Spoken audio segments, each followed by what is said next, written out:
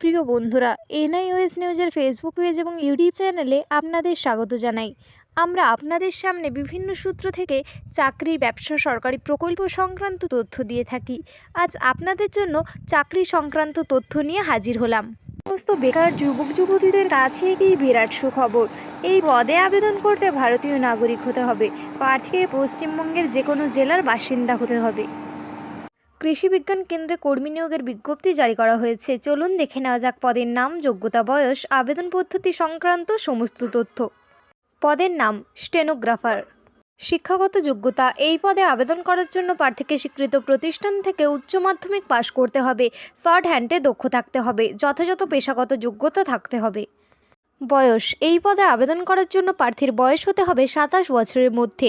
সরকারি নিয়ম অনুসারে এসসি, এসটি, ওবিসি, মহিলা এবং প্রতিবন্ধী প্রার্থীদের বয়সের ছাড় থাকবে। বেতন। নির্বাচিত প্রার্থীদের মাসিক বেতন দেওয়া হবে 25,000 টাকা।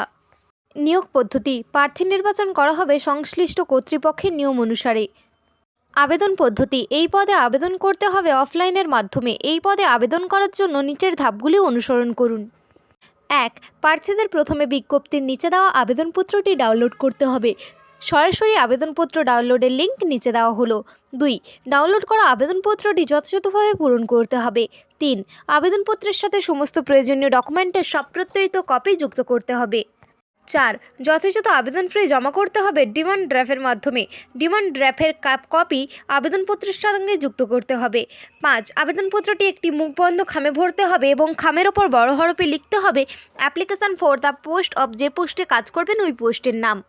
6. এরপর নির্দিষ্ট ঠিকানায় আবেদনপত্রটি পাঠাতে হবে। আবেদনপত্র পাঠানোর ঠিকানা নিচে দেওয়া হলো। আবেদনের শেষ তারিখ। এই পদে আবেদন করতে হবে 1/3/2024 তারিখ অনুসারে।